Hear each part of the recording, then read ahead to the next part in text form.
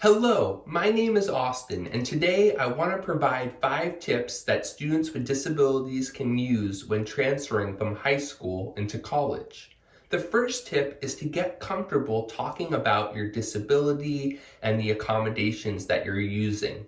It can be helpful to prepare a script that you can use to talk to with professors.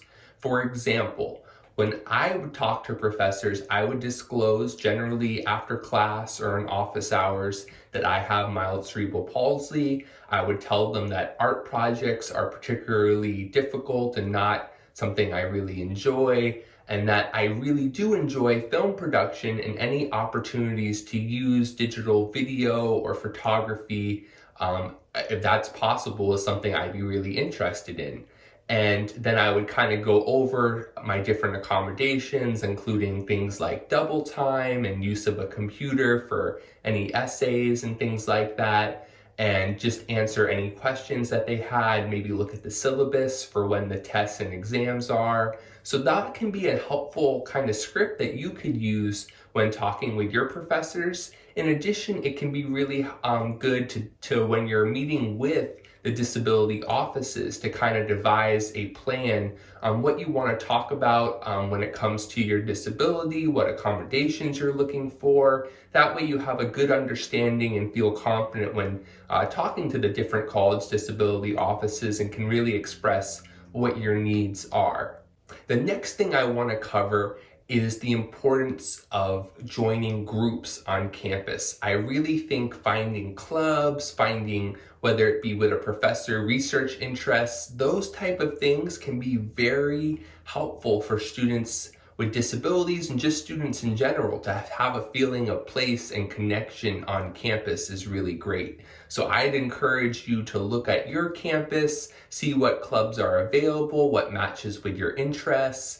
I would definitely, if you have an interest for research or anything, look at the different professors, what they're working on, see if there's any opportunities available. Generally, the commitment isn't that high. I would say 4 to 8 hours a week. So, if you're having classes, there may be a day where you don't have any class and you can instead do some research in the lab or, participate with a club. And I just think getting involved can really be great for students during that transition.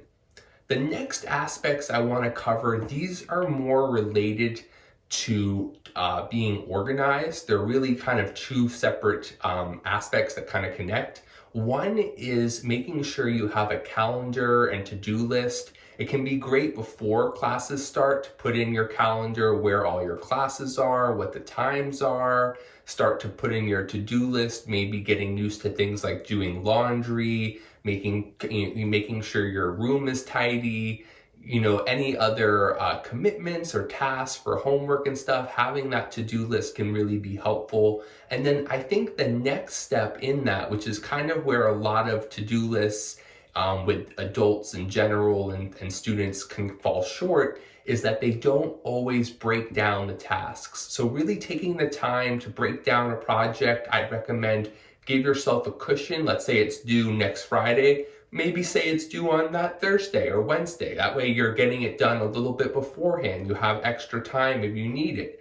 In addition, you really want to make sure that the different steps that you're going to be using to complete that task are all written out so you have a good understanding of what the process is. So if you're doing an essay, maybe the first step is to look in the library and do some research, find some books you like. Maybe you want to make an outline first. So you can kind of break down this big task of writing, let's say, a 4 or 6 page essay, and you could turn that into something where you are first doing the research, you're doing the outline, you're getting a rough draft, and you're kind of getting all the different steps kind of in a chronological order, so the task feels a little bit more doable and less overwhelming, and you're less likely to procrastinate because you have those steps in order. And again, using due dates that are a little bit ahead of the actual deadline can be helpful too.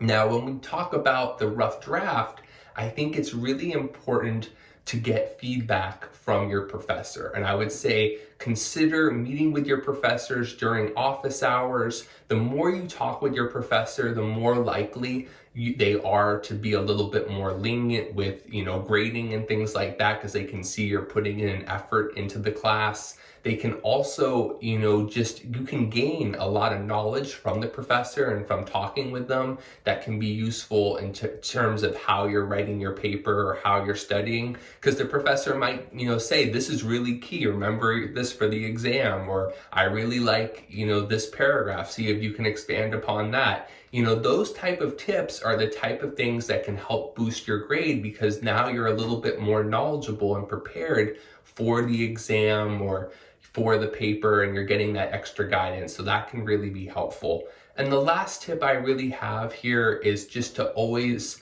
reach out if you need help. There's so many services on campus.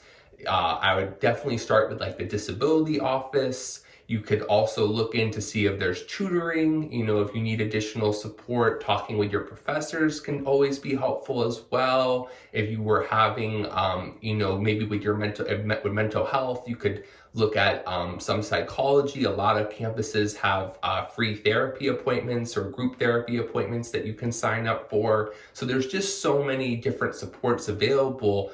But in terms of the difference between college and high school, in college, you really need to be motivated to reach out and let someone know about the help that you need. I hope that you found this video informative. Please catch me in the next episode. Thank you.